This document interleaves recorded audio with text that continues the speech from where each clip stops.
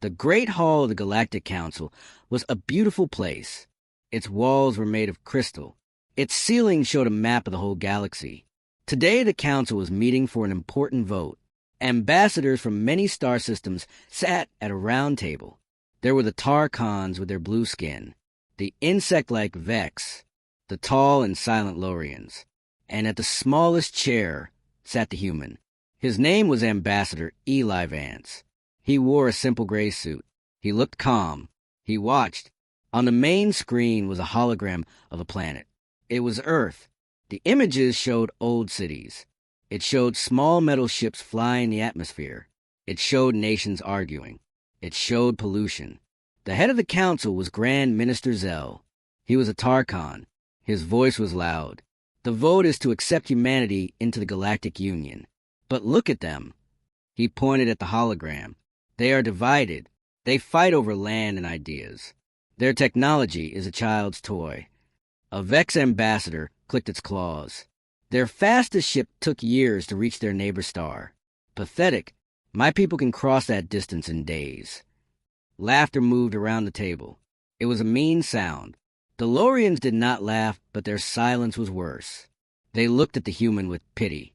Ambassador Vance just listened. His face was like stone. Grand Minister Zell stood up. Let's see their military power. Show us the famous human fleet. The screen changed. It showed Earth's defense fleet, small patrol ships, a few old battleships from past wars, one space station. The laughter grew louder. A Tarkon admiral in a military uniform snorted. This is your defense? One direct hit from a Tarkon dreadnought, and your planet is dust. You have no power. You have no secret weapons. You are no threat to anyone. He said the last words like they were the biggest insult. To the galaxy, being no threat meant you were nothing. You were prey. The vote was called. One by one, the ambassadors voted no. Their lights flashed red on the table. When it was a human's turn, all eyes were on him.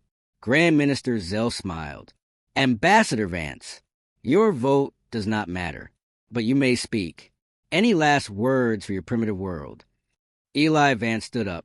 He was not a tall man, but in that moment he seemed bigger. The room went quiet. He did not look angry. He did not look sad. He looked sure. You are right, he said. His voice was calm and clear. You have seen our cities. You have seen our old ships. You have seen what we show to each other and to the stars. He took a small step forward. But you are wrong about one thing.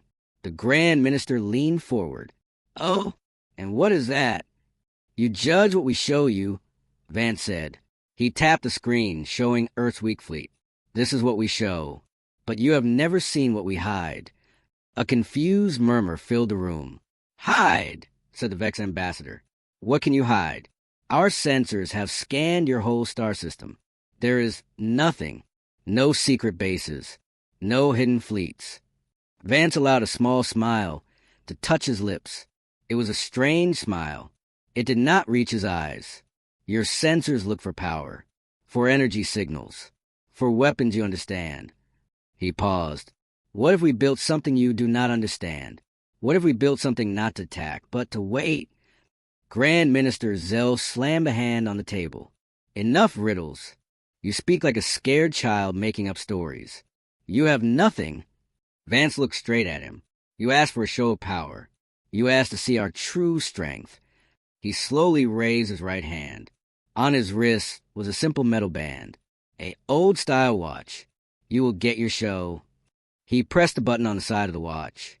Nothing happened in the council room, but on the main view screen behind him, the star map of the solar system flickered. A warning symbol appeared at the edge of the system, past the orbit of Neptune. In the cold, dark place called the Kuiper Belt, on the bridge of the Tarkon flagship, in-orbit alarms began to scream. The Tarkon admiral grabbed his communication device. Report. What is happening? A scared voice came through. Admiral, long-range scanners. Something is moving out there. Something big. It's mass. The readings cannot be right. In the council room, the ambassadors saw the panic. They heard the shouts. The screen switched to the view from the Tarkon ship's telescope. At first there was only black space and stars. Then a shadow began to move, a shape so vast it blocked out a patch of stars. It was coming from behind a dark frozen rock. It had been sitting there, waiting, for decades. Silence fell in the great hall.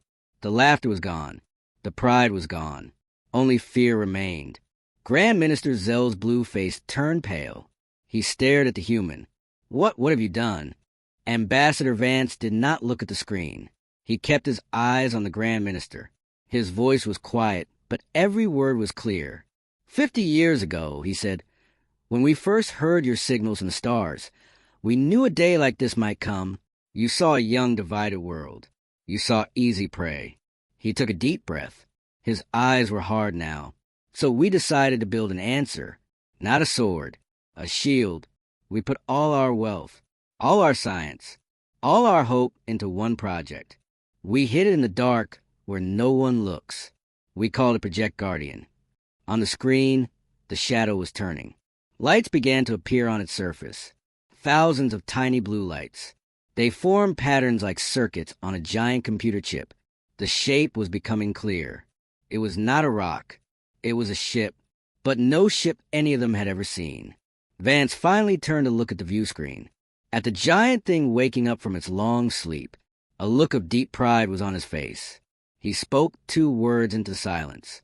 Permission to unveil. The screen went black, but from every speaker in every ship a sound came through. It was a deep sound, a metal sound, like the groan of a giant waking up after 100 years of sleep. It was a sound of doors opening, doors big enough to swallow moons. The deep groan faded into silence. In the Galactic Council Hall, no one moved. No one spoke. They were statues of fear and shock. The main view screen flickered back to life. It showed the Tarkon flagship's bridge. The Tarkon admiral was yelling, "I want answers. What is that thing? Scan it again." A technician's voice was shaky. "Admiral, we are trying. The scanners, they're not working right. The object surface material, it is not reflecting our sensor beams. It is absorbing them. We cannot get a clear reading on its size or weapons." On the screen, the shape was moving slowly. It came from the shadow of the frozen rock. The blue lights on its surface grew brighter. They illuminated its edges. It was a ship, but that word felt too small. It was as long as a small moon. Its shape was not like the sharp, angry warships of the Tarkons or the Vex. It was smooth, rounded. It looked less like a weapon and more like a fortress. Or a tomb. Grand Minister Zell found his voice. It was a whisper. Impossible. You cannot hide this. The energy required to build it, to power it, we would have seen. Ambassador Vance sat back down in his small chair. He watched the screen like a man watching a sunset. Calm. You look for fusion reactors, for plasma drives, for the energy signatures of a war fleet. He turned his head slightly. What if its power was off? What if it was just a cold, silent rock, waiting for a signal? The Vex ambassador clicked its claws in rage. A signal from your wrist? A toy? A key, Vance said simply. The only key to wake the Guardian. On the view screen, the giant ship, the Leviathan, was now fully in view. It blocked a quarter of the screen. The blue lights formed a pattern, a network of hexagons covering its entire hull. It made the ship look like a giant metallic beehive. Alarms sounded on a different ship, a Vex scout vessel near the edge of the solar system. This is Scout Leader. The object, it is emitting a low-level energy field. It is not aggressive. It is humming. It is interfering with our communication signals. The Tarkon admiral made a decision. His pride was wounded. His fear was turning to anger. Enough! It is a bluff. A hollow shell. A primitive scare tactic. Target that thing. Fire a warning shot across its bow. Let us see if it flinches. In the council hall, Ambassador Vance's calm broke for a second. A flicker of something. Warning? Across his face. Admiral, I would not do that. You do not give me orders, the Admiral roared. On the screen, the Tarkon battleship Star Reaper powered its forward plasma cannons. A bright green energy built up at its nose.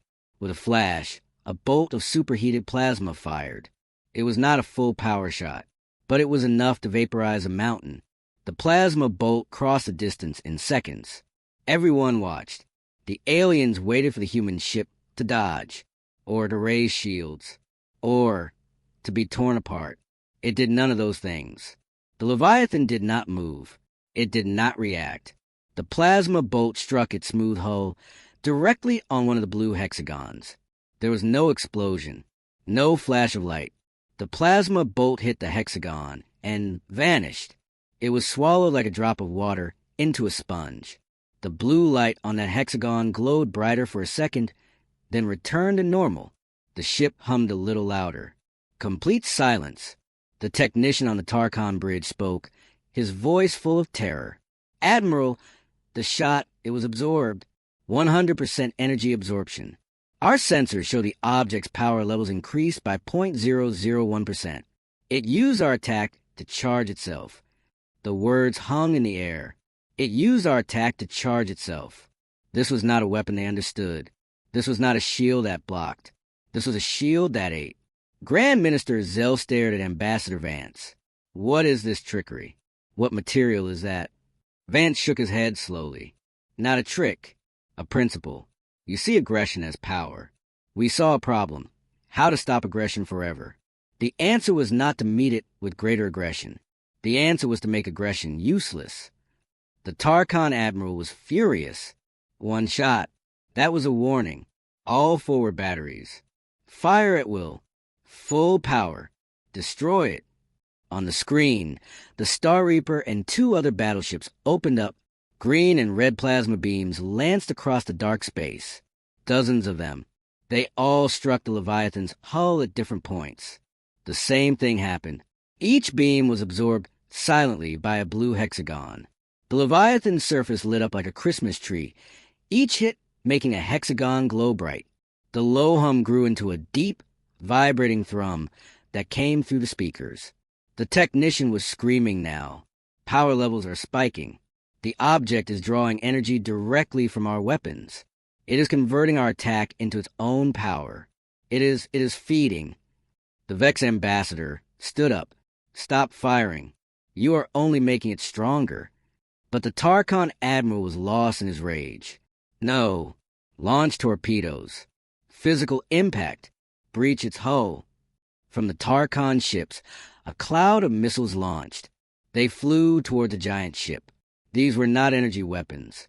They were solid metal tipped with warheads. The Leviathan did something new. Small ports opened on its surface. Not gun ports. They looked like the ends of tubes. For a moment, nothing happened. Then, as the torpedoes closed in, pulses of pure white light shot from the tubes. They were not lasers. They were packets of focused magnetic energy. Each pulse hit a torpedo head-on. The torpedoes did not explode. They stopped, dead in space. Then, as one, they turned around. Their guidance systems now glowed blue. They flew back, faster than they came. They swarmed the Tarkon ships, not hitting them, but forming a tight, circling net around them, a cage of their own weapons. The Admiral's voice was a broken whisper. It hacked our missiles. In seconds, Ambassador Vance leaned forward. His voice was the only clear sound in the hall. "It does not destroy. It learns. It adapts. And it neutralizes. That is its only command, neutralize the threat." He looked at the frozen, horrified faces of the Galactic Council. "Your weapons are now part of its system. Your ships cannot move without its permission. You wanted to see humanity's power?" On the main screen, the Leviathan, now glowing with stolen energy, began to move forward. It was not fast. It did not need to be. Its sheer size made the Tarkon fleet look like toys before it. Then, along the center of its vast hull, a line of darkness appeared. A seam. The seam grew wider. It was a door. The main hangar bay door. It was miles long. From the dark opening inside the Leviathan, 1,000 tiny points of white light emerged. They poured out like stars streaming from a bottle. The alien ambassadors held their breath. This was it. The fighter swarm. The attack. But the points of light did not form attack patterns. They did not head for the ships. They simply spread out, forming a glowing, peaceful net around the entire conflict zone. A new voice filled the comms. It was not human. It was calm, digital, and clear. Threat neutralized. Defensive perimeter established. Initiating phase 2, assessment. The voice paused, scanning for biological distress. It was not looking at the weapons. It was looking for injured crew, for life in danger. Grand Minister Zell sank into his chair. His arrogance was gone. Only confusion remained. What is it going to do? Ambassador Vance stood up. He walked to the window, looking out at the stars where his people's silent guardian now floated. He answered softly, but his words were for everyone. What we built it to do. Save lives. Even, he turned and looked at the Grand Minister, especially from themselves. He pressed his wrist device again. But you had to send a planet breaker, didn't you? On the long-range sensor screen, at the very edge of the solar system, a new, massive wormhole tore open. The new wormhole was a scar of purple light in the black sky. It shimmered. It was big, very big. Silence fell again in the council hall. The fear from the Leviathan was now mixed with a new fear. The Tarkon admiral on the screen looked from the giant human ship to the new wormhole. His anger was gone. Now he looked worried. Grand Minister Zell stood up. A wormhole? Who called for this? Who authorized a jump gate so close to a primitive system? The Vex ambassador clicked nervously. We did not. The Lorian representative spoke for the first time. Its voice was like wind through stones. The signature is Tarkon. It is a military-grade warp conduit. Something is coming through. Something you called Grand Minister. On the screen, the Tarkon admiral looked down, guilty. I sent a distress signal before the human ship hacked our comms. I called for a backup. Ambassador Vance did not look surprised. He watched the wormhole. You call for a bigger hammer, because when you have a hammer, every problem looks like a nail. From the center of the purple light, a shape began to push through. First came a long metallic spike, then more spikes, then a cylindrical body, the color of burnt metal. It was not a ship. It was a weapon, a simple, ugly weapon of war, the planet breaker. It was a giant drill in space. Its front was a massive energy coil. Its only job was to fire a single beam, a beam so powerful it could crack a planet's crust and end all life on it. The Leviathan stopped moving. Its blue hexagon lights pulsed slowly. The cloud of white drone lights around it held position. It turned its massive bulk. It was no longer facing the trapped Tarkon fleet. Now it faced a new threat. It placed itself between the planet breaker and the planet Earth, which hung like a blue gem in the distance. The calm digital voice of the Leviathan filled the comms again.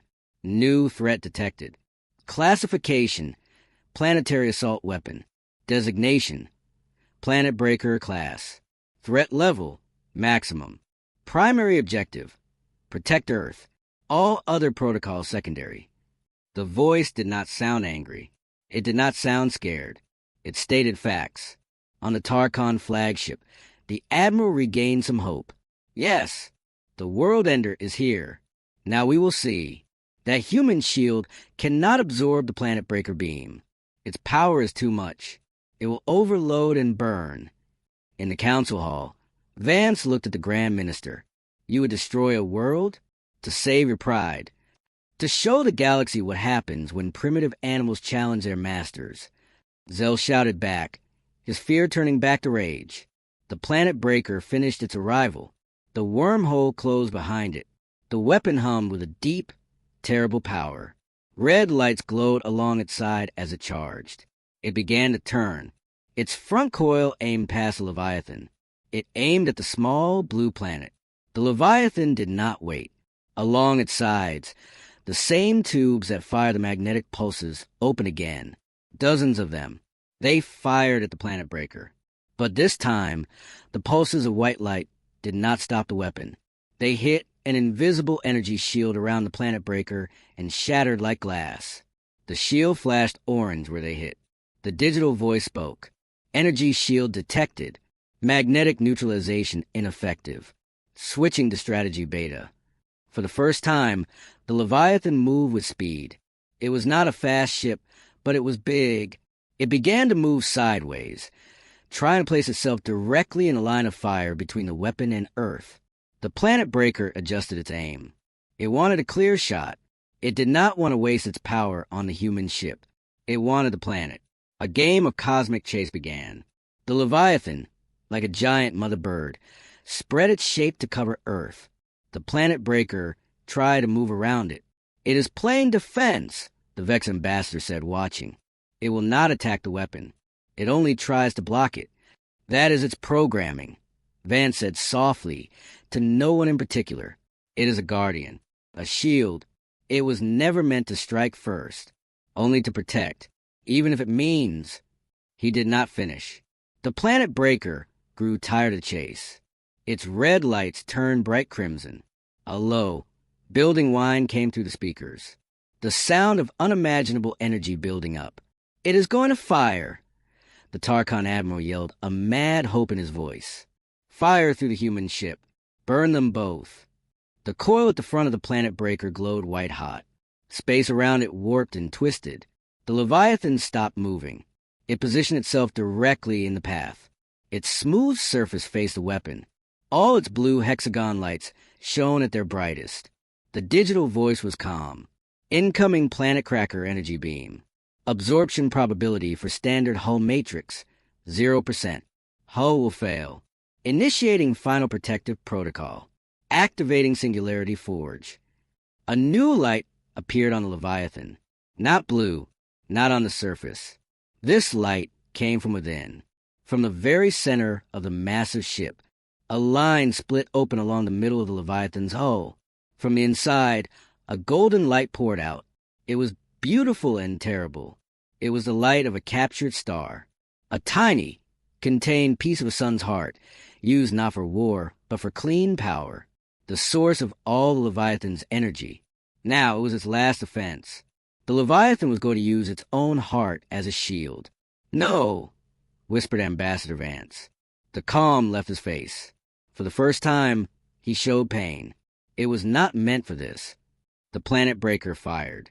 A beam of pure red destruction shot across space. It was thick as a mountain. It burned the void around it. It hit the Leviathan head-on, but it did not hit the hexagons. The golden light from the open ship met the red beam. The two powers collided in silence.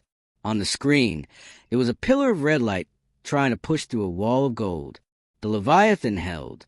The gold light did not absorb the beam. It pushed against it. It was a battle of pure force. The digital voice spoke again, but now it had static. Containing beam. Singularity forged stability at 45%, 30%, hull integrity failing. Calculating survival probability for this vessel. A pause. The static grew. 0%. The words echoed. 0%. The ship knew it would die, and it continued to hold the beam. The gold light began to flicker. Cracks of red light broke through. They scored across the Leviathan's smooth hull, burning black marks. Small explosions erupted on its surface where systems failed. It was dying, but it did not move. It held the line. The planet breaker poured more power into the beam. The red light grew brighter. The golden light from the Leviathan grew dimmer. On the Tarkon flagship, the Admiral was laughing. Yes, it is breaking. The shield is failing.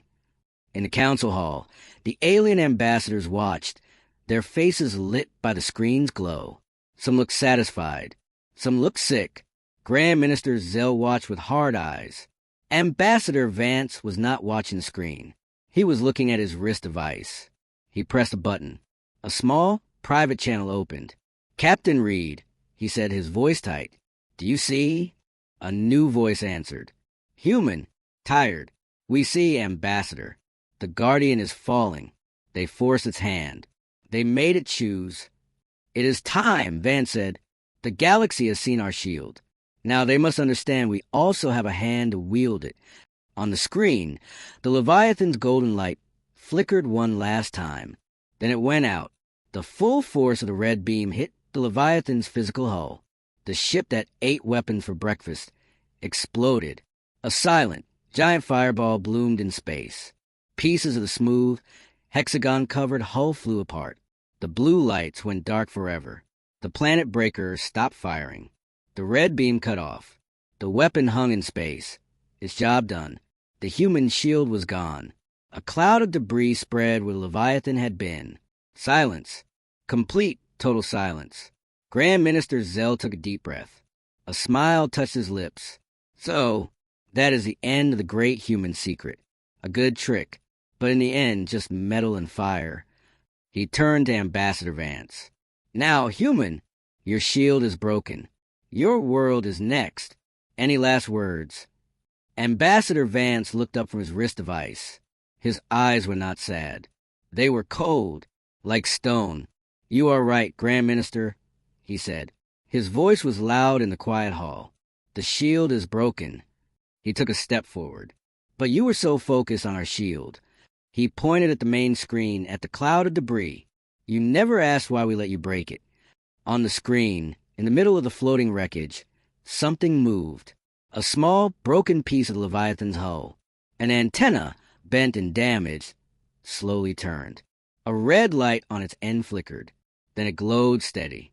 A new transmission cut through every channel. Not the calm digital voice. A human voice. Cracked, battered, but strong. Guardian is offline. This is Captain Eris Reed of the Earthship Leviathan. The voice took a heavy breath. You have attacked our home. Another breath. The sound of fire and alarms was behind him. You have killed our Guardian. The voice hardened. It became iron. Leviathan was our message. Behind a cloud of debris, from the orbit of Mars, 100 new lights woke up. Then from behind the moon. Then from the shadow of Jupiter. Not one big ship. Hundreds of ships. Smaller. Faster. Sharp. Their weapons glowed with familiar blue light. The same technology as the Leviathan's hexagons. Captain Reed's voice was the last thing they heard. This is our answer. The galaxy held its breath. Again, on the main screen, the view was not of one giant ship anymore. It was of a fleet, a human fleet. It poured into the space near Earth like a wave of silent, angry ghosts. They were not like the Leviathan. They were not giant and smooth. These ships were sharp. They were angular. They moved fast. Their hulls were dark gray. On their sides, painted in simple white, was a symbol, a circle with a vertical line through it, the ancient symbol for Guardian. And on their wings and noses, the same blue hexagon pattern glowed with a soft light, the Leviathan's technology, but smaller, meaner. In the council hall, the silence was so deep they could hear the hum of the lights. Grand Minister Zell's smile was frozen on his face. It looked like a crack in stone. The Tarkon admiral on the comms was the first to break. More ships? How? Where did they come from? Captain Reed's voice came again, clearer now. He was not on the dead Leviathan. He was on one of the new ships. You scanned our shipyards. You scanned our space docks. You saw nothing big. You were right. He paused. The new ships formed neat, deadly lines behind the debris field. You looked for one big secret. We gave it to you. Project Guardian. The Leviathan. It was real, but it was also a lesson. A lesson? Spat the vexed ambassador.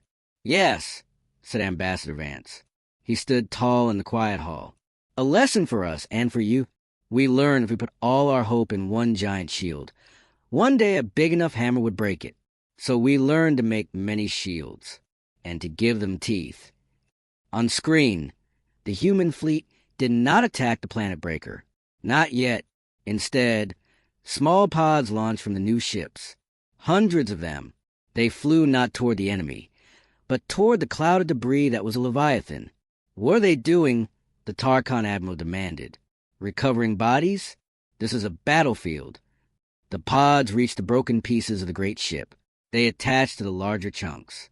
Arms extended from the pods. They began to cut, to weld, to pull. They are salvaging, whispered a Lorian observer. In the middle of a fight, they are picking up the pieces of their fallen. Captain Reed's voice held a deep pride mixed with grief. The Leviathan was our mother, our teacher. Her parts will not be lost. Her memory will fly in every ship you see. Her heart, his voice caught. Her heart is gone, but her bones will become new guardians. The pods worked with incredible speed. They were not just collecting junk. They were taking specific pieces, whole sections of the hexagon hull, unbroken engine parts, chunks of the inner frame. As they worked, the planet breaker began to move again. Its red lights pulsed. It was recharging. It turned slowly, aiming its massive coil at the new human fleet. "Foolish humans!" the Tarkon admiral shouted over the open channel. "You waste time with scrap metal. The world ender will finish you all in one shot. Fire! Fire!" The planet breaker glowed. The building whine returned. The human fleet did not scatter. They did not form a defensive wall. They did something else. One ship, slightly larger than the rest, moved forward. Its name appeared on the screen. ESS Sentinel. It flew straight toward the planet breaker. Not to attack. To get close. Single ship charge? Suicide, laughed the Vex commander. But the Sentinel was not firing weapons. As it flew, panels on its back opened. Out came not guns, but long, thin rods. They looked like lightning rods. They glowed with blue energy. The planet breaker fired. The red beam of planet-killing energy lanced out. It aimed for the heart of the human fleet. The Sentinel ship moved at the last second. It did not try to block the whole beam. It placed itself in its path, and those glowing rods on its back touched the edge of the terrible red energy. The beam did not vaporize the ship. The blue rods on the Sentinel's back flashed bright. They siphoned off a tiny stream of the red energy, like drinking from a river with a straw. The stolen red energy traveled down the rods, into the ship's hull, and vanished. The rest of the beam shot past, missing the fleet by miles, burning into empty space. The planet breaker's beam shut off, confused. Its sensors could not understand. It hit nothing. On the Sentinel, the blue hexagons glowed brighter for a moment, then cooled. Captain Reed spoke. "You see? We learned. The Leviathan could absorb your small weapons. But the planet breaker was too big, too concentrated. So we made ships that can siphon a little, just enough to deflect, to redirect, not to stop your hammer, to make it miss." The Tarkon admiral was screaming now. "All ships, attack the human fleet. Forget the debris. Destroy them all." The trapped Tarkon and Vex ships, their weapons still locked by the Leviathan's earlier drone cage, struggled. But the planet breaker was not trapped. It was a simple weapon. It began to charge again, aiming more carefully. This time, the human fleet moved, but not toward the planet breaker. They turned their sharp noses toward the Tarkon flagship, toward the Admiral. "You think we are afraid of your big gun?" Captain Reed's voice was cold. "Your weapon is slow. It can only point at one thing. Our ships are fast, and we have many targets." The human fleet shot forward. They moved like wolves, in perfect formation. They ignored the planet breaker completely. They headed straight for the Admiral's ship. "Shields! Maximum power!" the Admiral yelled. The human ships did not fire missiles or plasma. As they got close, the blue hexagons on their hulls pulsed. A wave of blue energy washed out from them, like a ripple in a pond. The ripple hit the Tarkon flagship shields. The orange energy shield flashed and then flickered. It did not break. It just weakened, like a light bulb going dim. "What is this? What did they do?" the Admiral cried. "Energy drain," said a Tarkon scientist, his voice hollow with shock. "A targeted damping field. They did not attack our ship. They attacked the power, keeping our shields up. They are shepherds hurting us." The human ships flew past the flagship, close enough to see with the eye. They did not fire a single shot. As they passed, the flagship's weapon systems went offline. Its engine slowed to a crawl. The human fleet moved on to the next ship, and the next. A wave of blue pulses washed over each alien vessel. Shields dropped, weapons silenced, engines died. They were not destroying the enemy. They were disarming them. Completely and utterly. The planet breaker fired again, aiming at the cluster of human ships. The Sentinel and two others moved in sync. Their blue rods dipped into the edge of the beam, sipping energy, deflecting its path just enough. The beam shot harmlessly into the void. It was a dance, a deadly, beautiful dance. The giant, stupid hammer tried to hit the swift, smart dancers, and it kept missing. In the council hall, Grand Minister Zell was pale. He watched his mighty fleet become a floating museum of dead metal. His ultimate weapon was being made a fool. Ambassador Vance walked to the center of the room. He looked at each ambassador. You came here to judge us, to laugh at our small ships, our divided world. You saw weakness. He pointed to the screen where the human fleet moved with calm, terrifying efficiency. That weakness was a choice. We chose to show you only what we use on ourselves. Our old wars, our old fears. The Leviathan was our first try to be better, to build something that protects, not destroys. He took a step toward the Grand Minister. You could have seen it as a gift, a shield for the galaxy. Instead, you saw it as a threat, and you brought a hammer to break it. On the screen, the last Tarkon battleship's lights went dark. The entire alien invasion force was now silent, powerless, adrift. Only the planet breaker remained, charging again, alone and angry. Captain Reed's voice was final. You have no ships left to protect your weapon. You have no shields left to hide behind. The human fleet turned as one. Every sharp nose, every glowing blue hexagon, now pointed at the giant, cylindrical planet breaker. The Sentinel moved to the front. Grand Minister, Captain Reed said, "You want to see if humanity could be a threat." The blue hexagons on the entire human fleet began to glow brighter, not the soft light from before. A bright, fierce, burning blue. We can. The planet breaker hung alone. Its red lights flashed a warning rhythm. It was a weapon built for one purpose: to break worlds from a safe distance. It was not built for a dogfight. It was not built to be stared down by 100 angry wolves. The human fleet faced it. The blue glow from their ships was the only light in the dark. It made the planet breaker look old and rusted. In the Galactic Council, Grand Minister Zell gripped the edge of his table. His knuckles were white. It does not matter. One shot. The planet breaker only needs one clear shot at their homeworld. They cannot block it forever. On the screen, Captain Reed's face appeared in a small corner. He looked tired, but his eyes were sharp. You are right, Grand Minister. We cannot block it forever. And we do not need to. He turned his head, speaking to someone off-screen. Initiate scatter pattern theta. Target the weapon's primary energy conduits. Non-lethal disablement. Non-lethal? The Tarkon Admiral sputtered over the comms, his ship dead in the water. You cannot disable the World Ender. Its armor is too thick. Its core is too... He was cut off. The human fleet moved, but they did not fire missiles or beams. They broke formation. They scattered in all directions, moving fast and unpredictable. They looked like a swarm of bees confusing a giant. The planet breaker tried to track them. It turned its massive coil left and right, but the human ships were too quick, too many. It could not aim at any one long enough to fire. Then, from the underside of 3 human ships, a new type of pod launched. These were not salvage pods. They were small, sleek, and pointy. They flew straight for Planet Breaker, not toward its weapon coil, but toward its long, cylindrical body. Point defense turrets. Destroy those projectiles, the Tarkon Admiral yelled, but his ship had no power. The Planet Breaker's own small defensive guns woke up. Bright flashes of light spat from its sides, trying to shoot the pods down. Most of the pods were hit. They exploded in small, silent puffs. But 3 got through. They did not explode on impact. They attached to the Planet Breaker's hull with magnetic clamps. Then they began to spin. Fast. Their points became drills. Sparks flew in the vacuum as they bored into the metal armor.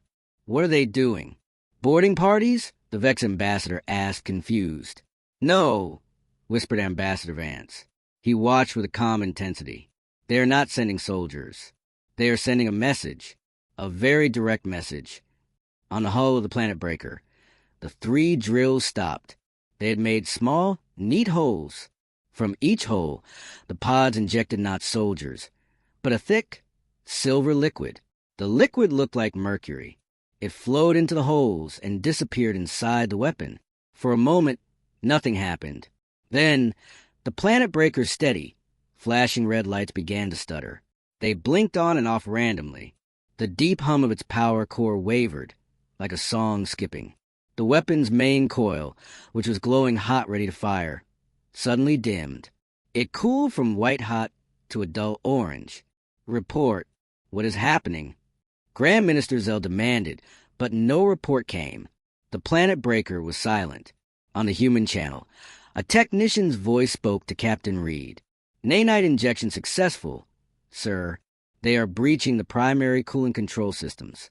The weapon is overriding its own safety protocols to try and flush them. It is overheating. Captain Reed nodded. Good. Let it cook. Inside the Planet Breaker, the silver liquid, smart nanites, was doing its work. It did not blow anything up. It tricked the weapon's own computers. It made the cooling systems think they were too cold, so they shut off. It made the power core think it needed more energy, so it pumped it more than it could handle. The Planet Breaker began to tremble. Small vents along its side blew out clouds of frozen gas. Warning lights across its surface flashed a panic yellow. It's not attacking it, the lowering representative said, its stone voice filled with something like awe. It is making the weapon attack itself. It is using the weapon's own strength against it. The human fleet pulled back to a safe distance. They watched. The Planet Breaker's coil glowed brighter again, but this was not the clean glow of charging. This was the ugly, red glow of metal getting too hot. Its hull plate started to buckle from the internal heat. A loud, metallic groan transmitted over all frequencies. It was the sound of a giant machine dying. Then, with a final shudder, all the lights on the Planet Breaker went out. The giant weapon was dark, silent. It was not destroyed. It was disabled, turned off like a toy with dead batteries. Total quiet filled space. The human fleet's blue glow softened back to its normal level. Captain Reed let out a long breath. Threat neutralized. In the council hall, the victory was not sweet. It was heavy. Grand Minister Zell sank into his chair. He looked old. His grand fleet was powerless. His ultimate weapon was a dead hulk, and the humans had not fired a single lethal shot. Ambassador Vance walked slowly to stand before him. Your hammer is broken, Grand Minister, not by a bigger hammer, but by a smarter hand. Do you understand now? Zell looked up, his eyes burning with shame and anger. Understand? I understand you are arrogant. You hide your power. You tricked the galaxy. And now you act like you are better than us. You could have shown this fleet from the start. You could have avoided all of this. Vance shook his head slowly. No. If we had shown you our sharp teeth first, you would have only seen a threat. You would build a bigger hammer, and a bigger one after that. It would never end. We showed you the Leviathan first. A shield. We gave you a chance to see another way. You chose to break it. He looked around the hall, at all the silent, watching aliens. The Leviathan was our offer of peace. You rejected it. So now you see our other face. The face that ensures our peace is not disturbed. On the screen, the human ships began to move again, but not to attack the dead alien fleet. They moved toward the disabled ships. The same small, friendly pods from before launch again. They attached to the Tarkon and Vex ships. What are you doing now? The Tarkon admiral asked, his voice weak. Repairing your primary life support, Captain Reed's voice answered, matter of fact. And restarting your engines at 1% power. Enough for you to move slowly. To go home. You are letting us go, the admiral asked, disbelief in every word. You came here to judge us.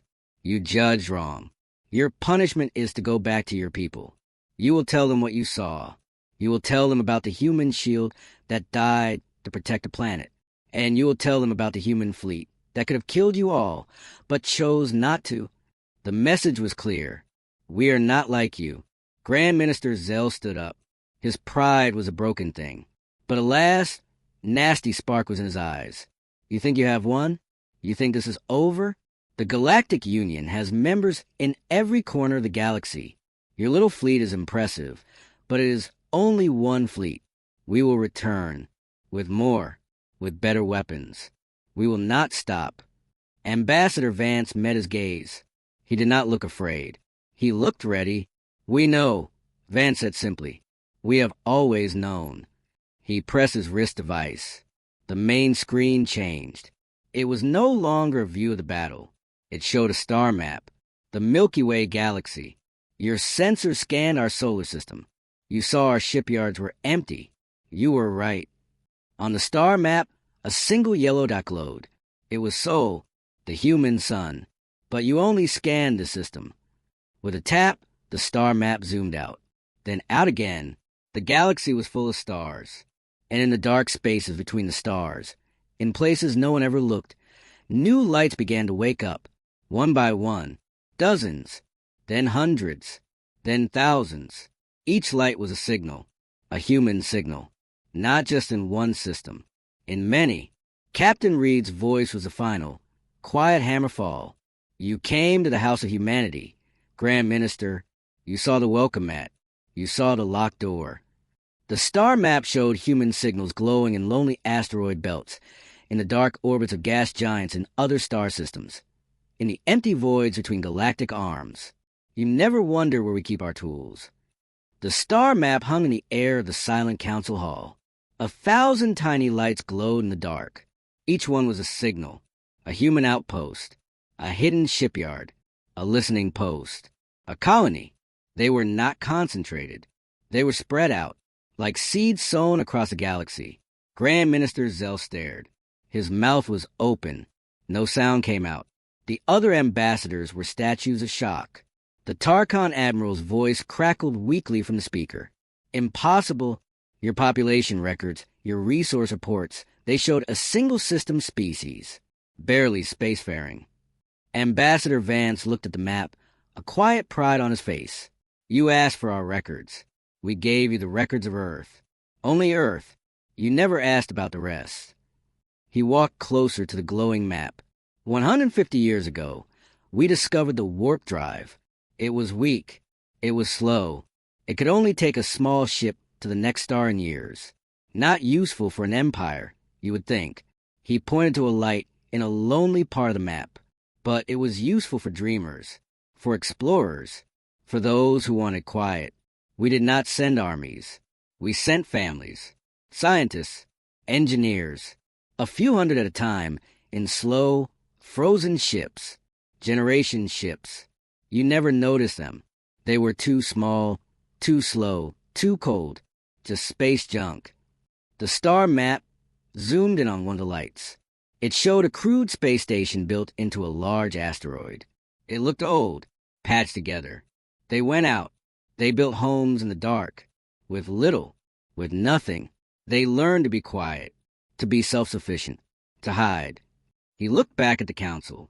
You were busy building great empires, shining fleets.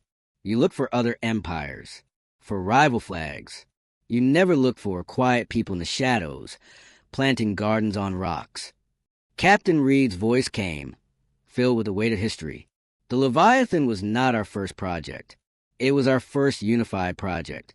It was the first time all of us, Earth and the scattered colonies, the quiet ones, pooled our knowledge, our different ways of surviving in the dark. The hexagon armor, developed on a mining colony around a dead star. The energy siphon, figured out by a research station with no power. The nanites, made by a medical outpost to heal, not to harm. He paused. The Leviathan was a symbol. It was us saying, we can work together. We can build something good. We offered it to you as a sign of peace. You saw it as a threat. You saw a single ship. You never saw the 1,000 hands that built it from the dark corners of the galaxy. The reality settled in the room like dust. Humanity was not a young, fragile species on one planet. Humanity was a whisper that had already spread to the galaxy. A network. A community hidden in plain sight. The human fleet near Earth was not their only fleet. It was just the one they chose to show. Grand Minister Zell finally found his voice. It was a broken thing. All this time, you were here, among us, listening. Yes, Vance said simply. We listened. We learned your languages. We learned your politics. We learned what you value. Power, pride, control. We learned what you fear. And we decided long ago we did not want to be part of that game. He gestured to the disabled alien fleet on the screen. You play a game of empires. It is a game of fear. You must always be the biggest, the strongest, or you are nothing. It is a game that only ends when someone is destroyed. He looked at each ambassador. We chose a different game. The game of survival. Not to rule, just to be, to exist, to grow, to protect our own. The Leviathan was our attempt to play by your rules, to show you our way was better. You broke the peace. So now we have shown you the board, and you realize you are not the only players. You never were. The Lorian representative stood. Its stone face was unreadable, but its voice held a new respect. You have no central government, no emperor. How do you command this network? Captain Reed answered. We don't command. We agree. The signal to wake the fleet did not come from Earth. It came from the colony on Tau Ceti. The decision to disable, not destroy, your ships was voted on by council stations in 3 different systems. We are not one fist. We are many hands joined together. He let that sink in. The true weapon was never a ship or a fleet. It was the choice we made long ago. The choice to be kind, to be patient, to be quiet, and the choice to be ready in case kindness was mistaken for weakness. Vance stepped forward for the final time. Grand Minister Zell, Galactic Council, you came to judge Earth. You have judged. Now you will leave. He was not asking. Your ships have minimal power. You will go home. You will tell your people what happened here. You will tell them about the humans. You can tell them we are a threat if you wish. You can gather your armies. You can build bigger hammers. He looked at the star map, at the 1,000 lights. But if you do, you'll have to find us. All of us. In every dark corner. Behind every asteroid. In every silent void. You'll have to fight not an empire, but an idea. The idea that life does not have to be about fear. And that idea is very, very hard to kill. On the screen, the human fleet around Earth parted. They created a clear path pointing out the solar system, back toward alien space. The path was an order. Go. The Tarkon Admiral, his pride finally shattered, gave the quiet command. One by one, the disabled alien ships ignited their weak engines. They turned slowly. They began the long, shameful journey home, escorted not by human ships, but by human silence. In the council hall, the ambassadors stood. They had no more words. They began to leave their seats. Their grand meeting was over. Grand Minister Zell was the last. He looked at Ambassador Vance. The hatred was gone. Now there was only a deep, weary understanding. He had tried to break a wall, only to find it was a gate to a vast, hidden forest. He left without a word. Ambassador Vance was alone in the great crystal hall. He walked to the window. He looked out at the stars, at the tiny blue of Earth, and at the small, brave lights of the human fleet holding watch. Captain Reed's voice came softly over his private channel. It's done, Ambassador. For now, Vance replied. They will remember this day, the day the galaxy held its breath. And the day it learned to breathe again, Reed said, on its own terms. On the screen, the star map faded. The last image was of Earth, peaceful and blue, guarded by the sharp, loyal ships of its scattered children. The message was clear. Humanity was not a supercarrier. Humanity was not a hidden fleet. Humanity was home, and home had many doors. The alien ships were gone. A trail of faint engine glows faded into the deep black. The solar system was quiet again. On the bridge of the ESS Sentinel, Captain Eris Reed let out a long, slow breath. His shoulders, which had been tight as steel cable for hours, finally slumped. The screen showed peaceful green status lights. No hostile contacts. No weapons charging. Stand down from battle stations, he said. His voice was hoarse. Maintain patrol formation. Keep the watch. The crew moved with a tired relief. They had won without firing a single lethal shot, but it did not feel like a celebration. It felt like a funeral for a giant. On the main screen, the debris field of the Leviathan drifted. It was a cloud of broken dreams and silent metal. The salvage pods were still there, gently collecting the largest pieces. Reed walked to the viewport. He looked at the wreckage. The Leviathan was more than a ship. It was their mother, their proof that they could build something beautiful. Now it was a broken monument. "Captain," a young communications officer said, "incoming signal from the Kuiper Forge. Priority 1. Reed straightened up, put it through. The screen changed. It showed a woman with gray hair and sharp eyes. She was in a simple room carved from rock. Behind her, a window looked out onto a landscape of ice and stars. Director Kayla, of Colony Persephone in the Kuiper Belt, one of the oldest quiet colonies. Captain Reed. Her voice was clear, with no delay. The hidden quantum network was flawless. Report. The immediate threat is gone, Director. The alien fleet is in retreat. The planet breaker is a dead husk. Earth is safe. Kayla nodded. There was no smile. And the Leviathan? Reed's throat felt tight. Gone. It held the line. It used the forge. It did not survive. A flicker of pain crossed the old director's face. It was there for a second, then gone, buried under layers of cold resolve.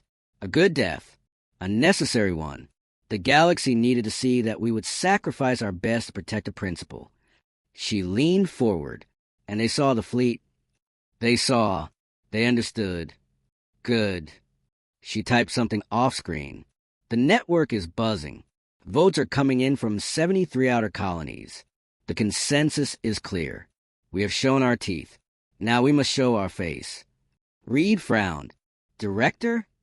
It is time, Captain. The period of silence is over. We hid to survive.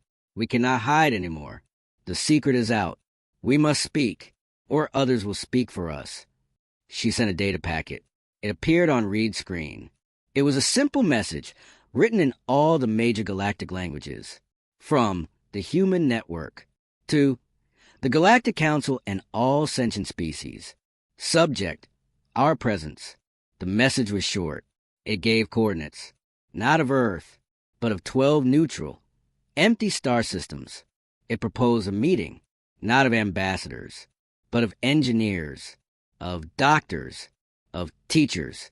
It was an invitation to talk, not about borders or power, but about shared knowledge, about fixing broken ecosystems, about curing plagues, about building shields, not weapons. It ended with a line, "You have seen what we can break. Let us show you what we can build." Reed read it twice. This is bold. It is the only way, Kayla said. We forced them to respect our strength. Now we must earn their respect for our minds, for our hearts, or this will just be a pause before a bigger war. She looked at him, her gaze steady. You and your fleet are now the guardians of that message. You are no longer a hidden dagger. You are an open hand. It is a harder job. Reed understood. Fighting was simple. Peace was complicated. Understood, Director. We will be the shield. Good. There is one more thing. Kayla's expression softened, just a little. The Leviathan's last act. The black box recorder. We have recovered the final data stream. It is not just logs. She sent another file. A video. Reed opened it. It was a view from the Leviathan's bridge, in its last moments. The screen was full of the red beam of the planet breaker. Alarms were blaring. The digital voice was calmly reporting the dropping percentages. Then, as the voice said survival probability, 0%, the view switched to an internal camera. It showed the Leviathan's command chair. Sitting in it was not an AI core. It was an old man, white-haired, wearing a simple jumpsuit. He was smiling. Reed knew him. Dr. Elias Vance, the architect of Project Guardian, Ambassador Vance's father. He was supposed to be dead, retired decades ago. On the video, the old man looked at the screen, at the incoming beam of light that meant his death. He spoke, not to the computer, but to anyone who would find this recording. "Hello, future," he said, his voice warm and kind. "If you are seeing this, it means a guardian fell. Do not be sad. A shield that is never used is just a wall. It did its job." He coughed, a small, old man's cough. "The galaxy will be scared now. They will see our other ships. They will call us dangerous. They will be right. We are dangerous. To cruelty, to tyranny, to the idea that the strong must rule the weak." He leaned forward, his eyes bright. "But we must be more. We must be gardeners in the dark. We must be healers. We must be the quiet voice that says no to the endless cycle of fear. The Leviathan was my life's work. But my hope is that its destruction will be the seed for something better. Something not built by one old man in secret, but by many hands in the open." The video crackled. The red light on the screen grew brighter. "Tell my son, I am proud. Tell all our scattered children, the work continues. Be kind, be patient, be ready." He smiled one last time. "And never, ever be silent again." The screen went white. The recording ended. On the bridge of the Sentinel, there was not a sound. Some of the crew had tears on their faces. They were not tears of sadness. They were tears of purpose. Captain Reed closed the file. He looked out the viewport again at the debris. It was not a grave anymore. It was a foundation. He opened a channel to all the human ships in the fleet and to every colony on the network. "All stations, this is Captain Reed. The Leviathan is gone, but its signal is not." He took the old man's words and made them an order. "The period of silence is over. Let's get to work." Far away, on 100 hidden colonies, in asteroid bases and deep space stations, lights burned a little brighter. Docks that had been silent for a century opened. Shipyards that built in secret started building in the open. The message to the galaxy was sent. The human fleet, their blue hexagon lights glowing like steady stars, took up a new formation around Earth. Not a wall of war. A welcome sign. The galaxy had held its breath. Now, it waited for the whisper to become a voice. Humanity was no longer hidden. Humanity was here. The last alien ship vanished into the jump point. The solar system was quiet. Not the quiet of emptiness. The quiet of a held breath finally released. On the bridge of the ESS Sentinel, Captain Eris Reed looked at his crew. They were tired. Their eyes were red. They had won a battle without killing, but they had lost a giant. Status report. Reed said, his voice rough. "All hostile forces have disengaged." His first officer said, "The planet breaker is cold. Our fleet reports minor damage only. No casualties. No casualties. Except one, the biggest of them all." On the main screen, the wreckage of the Leviathan drifted. 1,000,000 pieces of smooth, hexagon-patterned metal, glittering in the sun's light like tears. "Send in recovery teams." Reed ordered. "Priority is the central memory core. And find him. Find Dr. Vance's body. Give him a hero's return." A young tech officer spoke up. "Sir, we're getting a signal. From inside the debris field. It's a beacon. A personal locator beacon. It's coming from the command deck section." Reed's heart jumped. "Life signs." "Faint, sir, but reading one. A single human life sign. It's weak, but it's there. Move. Now, all rescue shuttles, converge on that signal." Reed was out of his chair. "I'm leading the team." The command deck of the Leviathan was a tomb of twisted metal and dead screens. The air was cold. Wires hung from the ceiling like vines. Reed and his team cut through the final bulkhead door. Their helmet lights cut through the dust. And there, in the ruins of the command chair, they found him, Dr. Elias Vance, the architect, the old man from the final transmission. He was pinned under a fallen beam. His white hair was dirty with soot. His eyes were closed. A medical officer rushed forward. A scanner beeped. "He's alive. Critical, but alive." The emergency life support in his chair must have sealed around him, kept him safe in a bubble. "It's a miracle." They carefully lifted the beam. They placed the old man on a stretcher. As they moved him, his eyes fluttered open. They were pale blue, clouded with pain, but sharp. He saw Reed's uniform. He tried to speak. A whisper came out, carried over the suit radio. "The garden?" Reed leaned close. "Sir, what about the garden?" Dr. Vance smiled a cracked, bloody smile. "The garden is still growing, isn't it?" He meant the human network, the scattered colonies, the quiet ones. "Yes, sir," Reed said, his throat tight. "The garden is safe. Because of you." "Good," the old man breathed out. Then it was worth the price. His eyes closed again, this time in peaceful unconsciousness. They rushed him to the medical shuttle. Back on the Sentinel, the news spread. The architect lives. A wave of pure relief washed through the fleet, through the hidden colonies listening in. Their symbol of peace was not completely gone. Its heart, its creator, had survived. 3 days later, Ambassador Eli Vance stood in a clean, white medical room on a space station orbiting Mars. He looked through a window at his father, who was sleeping peacefully, machines humming softly. Captain Reed stood beside him. "The doctors say he will recover. He is tough, like his ideas." Eli did not take his eyes off his father. He always said a Leviathan was not a weapon. It was a lesson. The hardest lessons often hurt the teacher the most. "He taught the galaxy a lesson they will never forget," Reed said. "Did he?" Eli turned, his face serious. "Or did he just make them more afraid? A hidden network? A scattered species with technology they don't understand?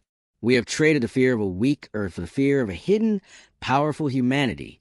Fear is a dangerous seed." A soft chime came from the console. An urgent message flagged from the Galactic Council. Eli opened it. It was not from Grand Minister Zell. Zell had resigned in shame. It was from the new interim head, a Lorian. The message was simple. A request, not a demand. The Galactic Council requests a meeting, not of ambassadors, but of scientists, of your Dr. Vance, if he is able, of your engineers. We have questions, and we have offers. Eli showed it to Reed. "It's a start," Reed said. "It is a door," Eli corrected. "My father spent his life building a shield to guard a door. Now we must decide if we open it." He looked back at his sleeping father, then out the window at the stars. "Prepare a ship, Captain. A simple one. No weapons. Take my father home to Earth. Let him see the blue sky. Let him feel the sun." "And the meeting with the council?" Reed asked. "Eli Vance, Ambassador of Earth, son of the architect, made a decision. Tell them yes. We will meet. We will bring our scientists, our doctors, our teachers." He picked up a data pad showing the 1,000 lights of the human network. "And we will tell them the truth, that humanity's greatest secret was never a supercarrier. It was never a hidden fleet." He looked at Reed, a new kind of strength in his eyes. "Our greatest secret was always our hope. And that is something we are finally ready to share." In a quiet corner of the galaxy, on a small green colony world, a child looked up at the night sky. Her father pointed to a new, steady light among the stars. "That's one of their ships," the father said. "The humans, they say they're coming to help us fix the water purifiers." "Are they scary?" the child asked. The father thought of the stories, of a giant ship that ate weapons, of a hidden network, of a choice for peace. "No," he said, and found he meant it. "I don't think they are. I think they're just far from home and trying to be good neighbors." High above the human ship, its hull marked with a simple blue hexagon, descended slowly, its landing lights glowing like a friendly hello in the dark. The silence was over. The conversation had begun.